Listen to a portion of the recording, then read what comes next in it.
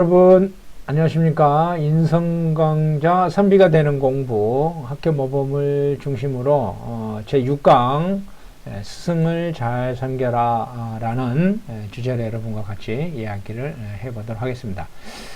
학교 모범은 정말 훌륭한 성리학적 교과서임에 틀림이 없습니다.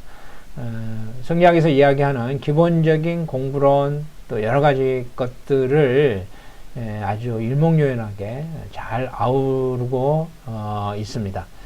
자, 그러면 여섯 번째 스승을 잘 섬겨라라는 내용에 대해서 같이 한번 살펴보도록 하겠습니다.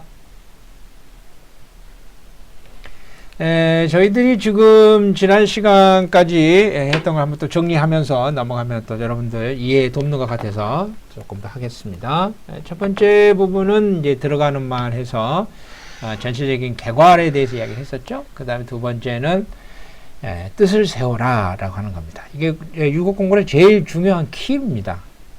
핵심이죠. 그러니까 에베레스트 산을 제가 그런 이야기를 많이 하거든요. 에베레스트 산을 오른 사람이 많지는 않죠. 그러니까 에베레스트 산을 오른 사람은 굉장히 기념하지 않습니까? 그만큼 어렵기 때문에.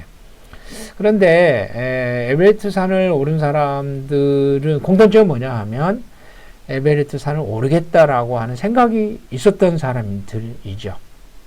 바로 그겁니다. 에베레스트 산을 오르겠다고 했던 모든 사람들 에베레스트 산을 오른 건 아니지만 에베레스트 산 정상을 오른 사람들은 에베레스트 산에 오르겠다는 생각을 가지고 있었던 사람들 중에서 오른 것이죠. 바로 그게 뜻이라고 하는 거, 목표, 목적이라고 하는 것이 갖는 아주 그 의미를 가장 일목요연하게 쉽게 알려주는 것 같습니다. 율곡 공부에 있어서 역시 마찬가지로 핵심이 뜻을 세워라 라고 하는 이야기가 바로 여기에 해당되겠죠. 뜻을 세웠으면 이제 구체적으로 공부를 해 나가야 될 텐데 어떻게 하는 거죠? 첫 번째가 몸을 단속하라 라는 이야기였죠. 과거의 습관과 자기 자신을 단절시키는 거죠. 몸이라고 하는 것은 뭐가 또 좌우하죠? 바로 마음 들어가기 전에 몸에 가장 또 중요한 것이 말이잖아요. 그래서 말을 신중하게 하는 거. 그 다음에 이 모든 것들이 결국 마음 먹기에 달려 있잖아요. 그래서 마음을 지키는 공부 여기까지 이야기를 했습니다. 자, 오늘은 이제 이러한 것들이 뭐냐 하면 결국에 뭐냐면 배움을 통해서 이런 것들이 이루어 나가지 않습니까? 그래서 바로 그 배움을 가르쳐 주는 존재, 대상, 그게 바로 뭐죠? 바로 스승이 됐죠. 그래서 이 스승과 관련된 이야기를 하겠습니다. 자, 지난번과 마찬가지로 한번 읽어보도록 할까요? 한번 읽어보겠습니다. 마음을 지켜라. 다섯 번째는 본 마음을 간직함이니, 배우는 사람이 몸을 닦으려면 안으로 마음을 바로잡아 외물의 유혹을 받지 않아야 한다. 죄송합니다. 여기 지금 다음을 지켜라가 아니라 여섯 번째 스승을 잘 섬겨라가 되겠죠. 다시 한번 읽겠습니다. 일곱째는 스승을 섬김이니 배우는 자가 성심으로 도의 뜻을 두었다면 반드시 먼저 스승 섬기는 도리를 융숭히 해야 한다. 사람은 임금, 스승, 아버지 이 세 분 덕에 태어나고 살고 배우게 되므로 섬기기를 똑같이 해야 하니 어찌 마음을 다하지 않을 수 있겠는가. 함께 살게 되면 아침 저녁으로 뵙고 따로 있으면 수업을 받을 때 뵙고 초하루 보름에는 일제히 모여서 예를 행한 다음 두 번 절하고 뵙는다. 평상시에 모셔 받듦도 존경을 다하고 교훈을 돈독히 믿어 늘 명심하여 잊지 말아야 한다.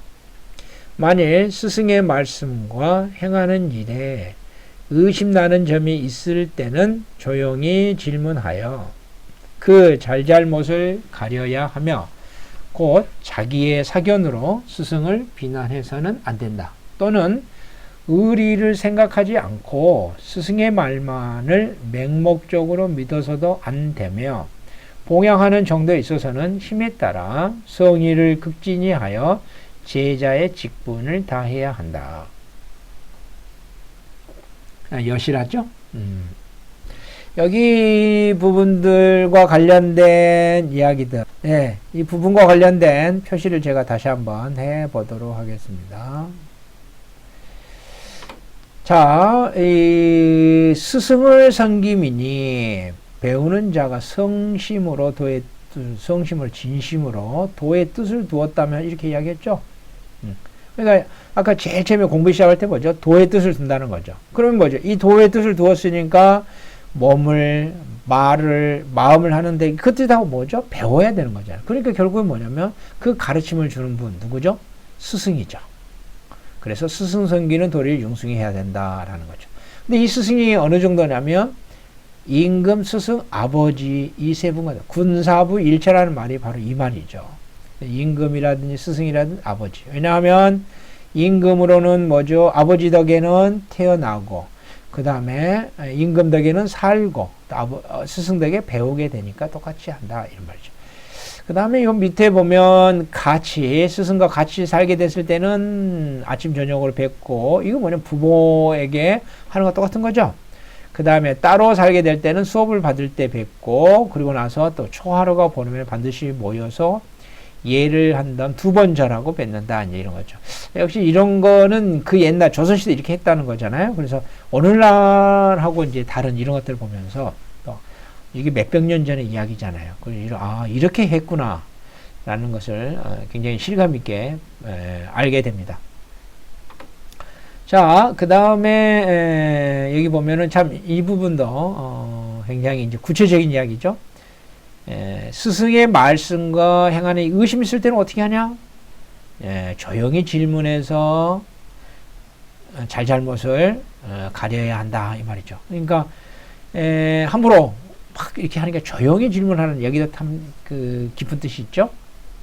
그리고 또 자신의 생각으로 함부로 스승을 막 비난해서 안 된다라는 거죠. 왜냐하면 배우는 입장이기 때문에 늘 스승을 존경하고 그 존경하는 마음을 가지고서 의심나는 것들 그런 것들을 물어봐야 된다라는 겁니다.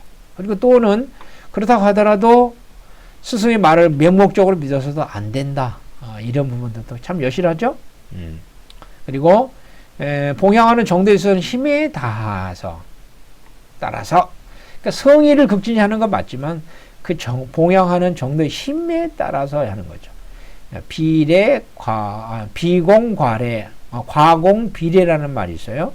지나친 공손하면 예가 아니다. 이런 말이 있거든요. 그러니까 자신의 처지, 자신의 상황에 맞게끔 최선을 다하는 거죠. 왜냐하면 그 자신의 상황을 넘어서서 하는 건 뭐냐면 진정한 이해가 아니죠. 이러한 부분도 참 여실한 표현들이 있습니다. 자, 그러면 이 부분들에 대해서 조금씩 이제 구체적으로 좀 이야기를 조금 해보도록 하겠습니다. 우리가 이야기를 조금 해보도록 하겠습니다. 자, 이거를 해야 되죠. 이건 다 지워버리고 우리가 이제 이 스승에게 무엇을 배운다라고 하는 부분들과 관련해서 어떤 부분들을 이야기를 할 수 있냐면 우리가 인간이 이룩한 이 기술 문명을 보면 놀랍잖아요. 이런 것들이 과학기술 문명이잖아요. 결국 이러한 것들이 뭐냐면 그 지식과 기술이 전수되어 오고 있는 거죠. 전달을 통해서 이런 것들이 이루어지는 거죠. 그러니까 이전의 지식이 그 다음 세대에게 전수되는 거죠. 바로 이러한 과정들을 통해서 우리가 이 놀라운 기술 문명을 이루었고 문화, 또 문화, 문명 이런 걸 이루어내지 않습니까? 바로 이런 게 뭐예요? 이게 교육이잖아요. 이제 우리 교육 과정에서 지금 오늘 스승을 섬기자 그랬으니 결국 교육이라는 것은 뭐냐면 지식을 전달하는 교육자 그리고 뭐냐면 그 교육을 수용하는 피교육자 이렇게 두 개로 나누어지죠. 그리고 이제 교육과 학습의 방식으로 인류의 지식이 이렇게 축적돼 쭉 내려왔잖아요. 인간이 가지고 있는 이러한 교육 학습 능력에 대해서는 인간의 상징 능력 뭐 이러면서 학습 능력 이야기하지 않습니까? 이런 부분들을 통해서 인간이 바로 지구상에서 가장 탁월한 문화와 문명을 이루어냈다라고 하는 측면들에 대해서 아무도 뭐 부정하지 않을 거라고 생각이 됩니다. 그 다음에 이제 일반론적인 이야기이긴 한데요. 이러한 학습이라고 하는 것이요. 여기서 스승을 잘 섬기라 했으니까 스승을 통해서 학습하는 것만 있느냐? 사람을 통해서 학습하는 것만 있느냐? 그렇지는 않죠. 학습은 여러 가지 방식을 통해서 이루어지죠. 가령 부모의 행동을 관찰하고 모방하는 것, 또 비슷한 연령대 아이들과 놀이를 하면서 또는 독서를 통해서 간접 체험을 하거나 또는 대중매체를 시청하면서 또는 수업을 받으면서 다양한 방식으로 학습이 이루어진다라고 하는 겁니다. 그러니까 여기서는 지금 율곡은 어떤 스승을 잘 섬기라라고 할 때에 그 스승이 뭐냐면 학습이 주어지는 교육자, 피교육자에서 가장 일반적이라고 할 수 있는 그 유형을 이야기한 거고요. 저는 지금 뭐냐 하면 이러한 교육 방식이 바로 부모라고 하든지 또는 친구들과의 놀이 또는 독서 또는 대중매체를 시청하는 것을 통해서 이루어지고 있다는 겁니다. 그래서 이러한 부분들과 관련해서도 역시 우리가 스승을 잘 섬기라고 하니 방금 읽었잖아요. 굉장히 신중해야 되고 조심해야 되고 최선을 다해라 라고 했잖아요. 마찬가지로 교육이 이루어지는 게 부모를 통해서 모방 또는 친구의 또래 아이들과 놀이, 그 다음에 독서, 대중매체 등등등을 이용해서 이루어진단 말이에요. 그렇기 때문에 어떻게 되는 겁니까? 동일하게 중요하다라는 거예요. 이러한 부분들에 대해서 하나하나 우리가 중요하게 고려해야 된다라는 겁니다. 자, 이 부분을 조금 더 설명을 해주면, 이처럼 이제 학습이 이루어지기 위해서는 교육자가 있어야 되잖아요. 근데 이제 어렸을 때는 가정에서 부모님이 가장 처음 만나는 교육자가 되죠. 또 부모 외에도 동거하는 할머니, 할아버지, 형제, 자매가 있다면 그것도 또 교육자가 되죠. 또 비슷한 또래의 놀이집단도 교육자라고 할 수가 있는 겁니다. 또 사람만이 아니라 책일 수도 있고 대중매체일 수도 있다는 거예요. 책과 대중매체를 수용자의 수용 능력을 고려하여 주의 깊게 선별하는 공고는 그래서 이제 타당하다라는 겁니다. 교육자를 아무나 줄 수 없는 것 때문에 이제 그렇잖아요. 그런 것처럼 부모의 역할, 또 가족에 동거하는 것 집단들, 또 놀이 집단, 또 대중매체, 또 책 이런 것들에 대해서 굉장히 신중하게 잘 골라야 된다라고 하는 부분에 대해서 우리가 한번 생각해 볼 수 있다라는 겁니다. 자, 그리고 율곡이 이제 이러한 부분들과 관련해서 우리가 한번 생각을 해보자. 뭐라고 했어요? 사람은 임금, 스승, 아버지 이 세 분 덕에 태어나고 또 살아가고 배우게 되니까 잘 섬겨야 한다. 이렇게 이야기하죠. 이 부분 풀어보면 부모를 통해서 우리가 또 여기 보면 이렇게 요 세 명 임금, 스승, 그리고 또 뭐죠? 아버지 이 세 분에 대해서 어떻게 돼요? 마음을 다한다. 않을 수 없다는 거죠. 최선을 마음을 다한다. 라고 하는 부분과 관련된 이야기입니다. 제가 앞에서 얘기했듯이 사실 교육 그러면 이게 육아 사상의 핵심입니다. 육아는 교육을 굉장히 중요시 하는 거죠. 자, 우리가 이제 요 부분과 교육과 관련했으니까 스승을 섬기는 관련해서 요 부분과 유학의 이야기를 조금 더 풀어볼 필요가 있습니다. 우리가 유학의 창시자 그러면 누구죠? 공자를 꼽잖아요. 근데 사실은 공자가 이야기했던 시경, 서경, 역경 이런 것들이 있었거든요. 자신의 사상을 전개할 때. 그렇다면은 그거는 뭐냐 하면 유학 이전에 이미 유학 사상은 있었다. 공자 이전에 이미 유학은 있었다라는 것을 우리가 알 수 있죠. 그럼에도 불구하고 유학의 체계를 최초로 확립했다. 또 이런 말도 맞고요. 또 유학이 동아시아 사상사에서 전통에서 어마어마한 영향을 미칠 수 있었던 것들은 바로 뭐냐면 공자가 죽은 이후에 그 공자의 가르침은 제자들이 열국에 퍼뜨리면서 유학을 숭상하는 집단 유가가 당시사에 큰 영향을 미쳤기 때문에 이게 가능하다 했다라는 것을 또 알 수 있습니다. 그리고 이런 말이 된다면은 우리가 두 개를 생각해 볼 수 있죠. 뭐냐면 유학이 동아시아 전통에 그렇게 영향을 미쳤던 그 원천은 바로 공자라고 하는 스승이 있었기 때문에 그렇게 된다라는 거죠. 그렇지만 또한 더불어서 공자의 학문과 사상을 제자들이 퍼뜨리지 않았다면 유학이 동아시아라는 토양을 적셔주는 마르지 않는 셈이 될 수 없었다라는 거죠. 바로 위대한 스승의 위대한 제자들이 있었기 때문에 이러한 것들이 이루어졌다라는 거죠. 그러니까 여기서 뭐냐면 훌륭한 스승을 잘 섬기라 했을 때 그 스승을 극진히 섬기는 제자들, 그리고 훌륭한 가르침을 주는 스승, 이것들이 만나서 유학사상이 동아시아 사상에서 중요한 영향력을 미쳤다라는 겁니다. 그래서 그래서 지금 6강에서 임금을 스승을 잘 섬겨라 라고 하는 그 이야기 하잖아요. 그래서 유학에서 스승의 어떤 사표로서 이야기하는 공자와, 그리고 마치 예수님의 12제자처럼 아주 탁월한 제자들이 있는데 그 제자들 중에 자공이 공자를 섬기는 그런 모습들을 한번 통해서 어떻게 스승을 잘 섬겼는지 한번 좀 살펴보는 시간들을 가져보도록 하겠습니다. 공자가 이제 죽은 이후에, 돌아가신 이후에 노나라 조정에서 목소리가 높은 인물이 한 분 있었어요. 그 사람이 바로 뭐 쑥선무숙이죠. 지금 제가 이렇게 말하는 건 논어에 나오는 이야기들을 가지고 제가 풀어서 이야기한 겁니다. 이제 쑥선무숙이 조정에서 대부들이 모인 자리에서 뭐라고 그러냐면, 나는 이 자공이 공자보다 더 훌륭한 것 같다고 이제 말을 하죠. 논어에 나오는 이야기죠. 쑥선무숙이 어떤 연유로 이런 말 했는지는 이제 모르겠죠. 왜냐면 논어에 나오지 않으니까 개연성은 있어요. 왜 그런 개연성을 우리가 한번 살펴볼 수 있냐면, 공자가 어떤 분입니까? 공자가 20대에 계시의 가신으로 처음에 창고지기를 맡은 데부터 시작을 하잖아요. 그리고 나서 50대에는 너나라의 대사구가 되어 조정의 정사를 돌보았습니다. 이렇게 된 거잖아요. 이제 그러면 이 대사구가 실질적인, 요즘 말로 하면 실세 총리가 돼서 다스렸던 거죠. 그러니까 이제 사실 이 기간이 길지 않아요. 그러니까 노나라가 이 기간을, 이 공자가 이 노나라의 대사구가 되어서 조정의 정사를 돌보는 순간에 노나라의 정사가 잘 다스려지고 굉장히 강성해지는 것을 바로 옆 나라인 제나라가 굉장히 두려워했던 거예요.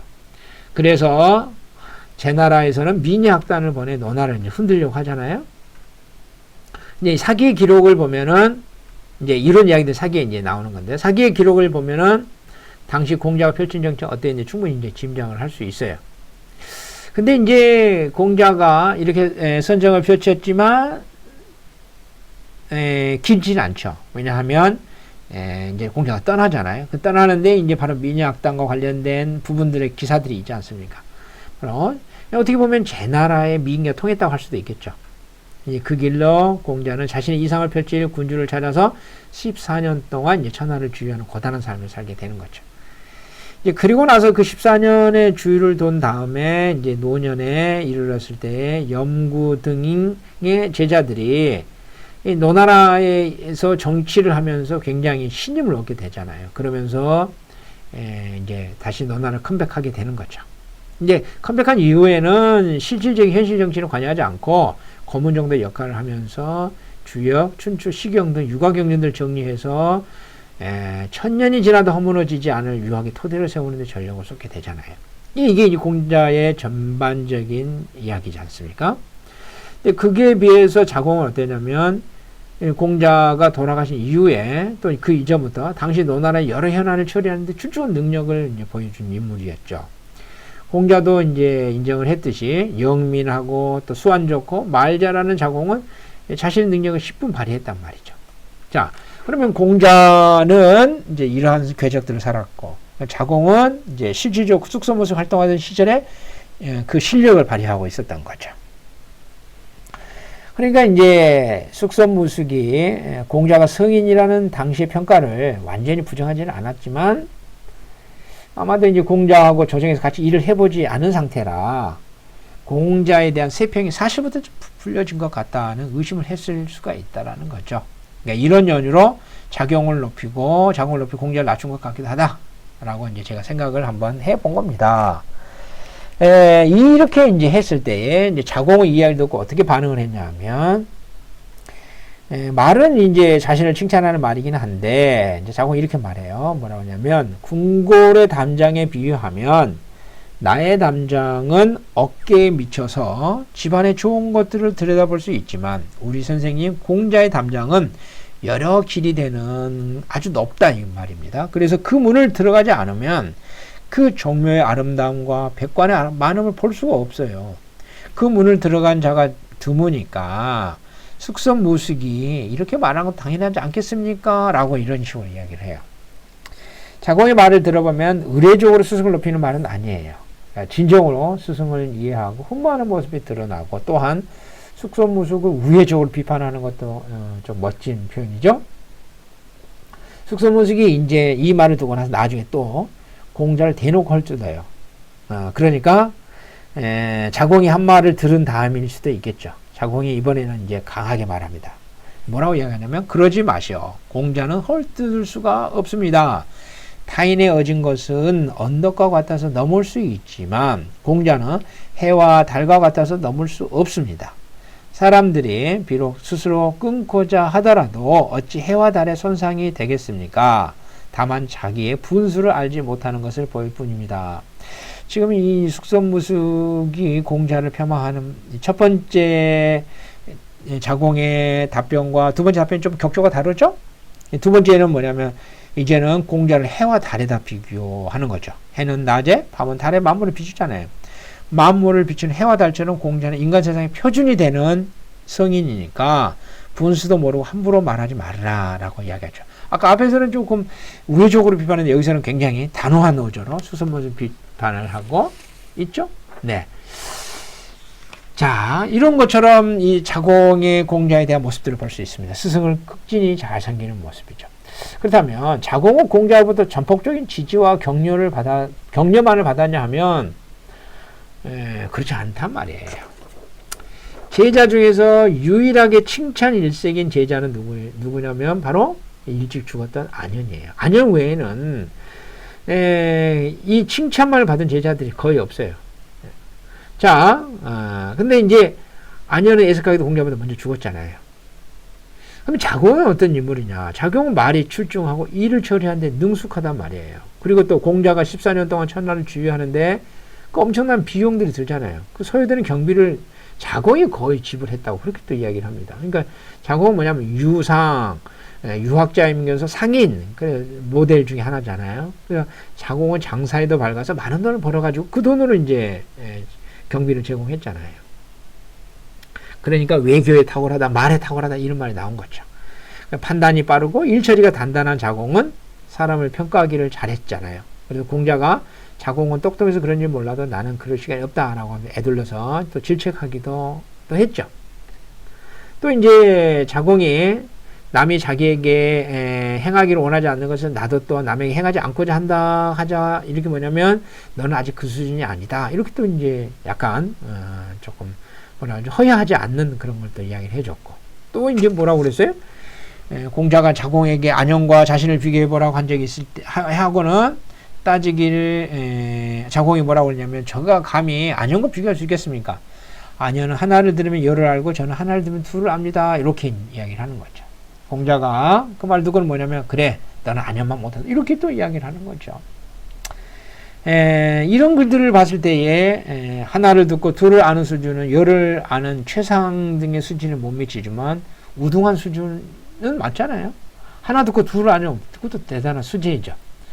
근데 이제 공자는 뭐냐면 그 자리에서 너는 안현이 비길 바가 아니다 라고 이야기를 하니까 사실 어떻게 보면 굉장히 또 기분이 상할 수도 있죠. 그런데 이제 공자의 이런 대화법을 요즘 학교에서라고 하면 어떻게 하죠? 그래 맞아 안현이 너보다 출중한 것은 맞지만 너도 남들보다 똑똑해 보통 이런 식으로 이제 격려해 줄 것 같은데 공자는 그렇게 하지 않았잖아요. 공자가 해주는 이런 식의 공부법을 제자의 눈높이에 맞춤식 교육과 함께 또는 뭐냐면 개발식 교육이라고 이야기를 합니다. 그러니까 하나는 뭐냐면 제자들의 수준에 맞춰서 답변을 해주는 거, 또 하나는 뭐냐면 분발하도록 해주는 이제 그런 거죠. 그게 개발식 교육. 이게 두 가지 교육법이라고 해서 많이들 이야기해요. 그러니까 자공에 대한 이런 평가들을 보면 굉장히 좀 직설적이잖아요. 그럼 제자인 자공 입장에서 조금 섭섭할 수 있는 그런 것인데, 그래서 이제 선생으로부터 어떤 학생보다 자신이 부족하다는 평가를 들으면 기분이 좋지 않을 수 있잖아요. 특히나 능력이 출중한 학생이라면 겉으로 내색을 하지 않더라 더 기분이 나쁠 수가 있어요.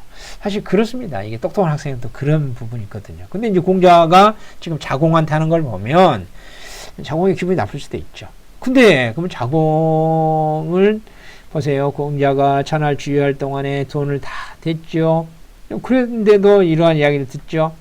그런데도 불구하고 자공은 어떻게 했나요? 공자가 죽은 후에 묘소 옆에 몇 명의 제자들과 함께 부모상을 치는 거죠. 3년상을 지내잖아요. 그리고 3년상이 지나고 다른 제자들 다 돌아가려고 할 때 자공은 또 3년상을 더 치러요. 6년 심효사제를 하는 거죠. 그러니까 이런처럼 아주 극진하게 공자를 모시고 있다는 거죠. 그러한 것들이 뭐냐면 공자로부터서 어떻게 보면 무한한 그런 무조건 칭찬을 받은 건 아니잖아요. 자공 같은 경우에. 근데 그럼에도 불구하고 아주 이 선생을 높이는 모습들이 그렇죠. 그러면 이제 이러한 자공만 그러냐? 아니에요. 공자들 제자들이 공자를 모신 것들을 보면 이 맹자의 그런 부분들이 잘 나와요.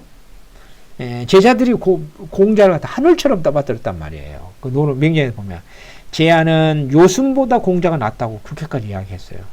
또 자공은 사람이 생긴 이래로 공자 같은 사람은 없다고 또 이야기를 했어요. 유약은 뭐라고 하냐면 사람이 생긴 이래로 공자만 훌륭한 분이 없다 이렇게 이야기하는 거예요. 그러니까 제아라든지 제아가 어떤 인물입니까? 공자로부터 얼마나 또 질책을 많이 들었던 인물입니까? 그러니까 이러한데 불구하고 이 제자들이 정말로 이 스승을 이렇게 섬긴다라는 거죠. 그래서 이제 맹자가 또 이들의 말이 지나치다고 할까봐 앞에다 단서를 달아요. 뭐라고 하냐면 제아, 자공, 유약이 지혜가 충분히 성인을 알만하니 이들이 가령 지혜가 낮다 하더라도 좋아하는 사람에게 아첨하는 데는 이르지 않았을 것이다. 절대 아첨한 말이 아니다. 진짜다. 진실이다. 이 제아, 자공, 유약이 한 말은 정말 진심에서 우러난 이야기이다. 라고 우리 이렇게 이야기를 한다는 말입니다. 그러니까 지금 아까 숙소무숙이 이야기했듯이 공자를 이렇게 비판한 사람이 있죠. 또 숙소무숙만이 아니라 또 지자금도 공자에 높이는 것을 반대해요. 뭐라고 그러냐면 그대가 공손해서지 중리 공자가 어찌 그대보다 어지겠는가 이렇게 비판하는 높이지 않는 사람들이 있단 말이죠. 그럼에도 불구하고 공자의 제자들은 이렇게 지금 높였잖아요. 그러니까 이런 걸 통해서 우리가 뭐를 알 수 있냐면 유학이 결국 제자들을 통해서 그 씨앗이 온 천하에 뿌려졌고 그것이 이제 퍼졌잖아요. 결국 스승의 가르침을 받고 그 가르침을 가슴에 새겨 죽는 날까지 실천한 누가 있었어요? 제자들이 있었잖아요. 그렇기 때문에 유학이 동아시아에서 현황이 될 수 있었단 말이죠. 어떻게 보면 위대한 스승 밑에서 특별한 제자들이 나온 것이죠. 그렇기 때문에 유학이 동아시아에서 위대한 전통으로서 내려올 수 있었다라는 것을 알 수 있습니다. 네, 자 다음 시간에 또 만나도록 하겠습니다.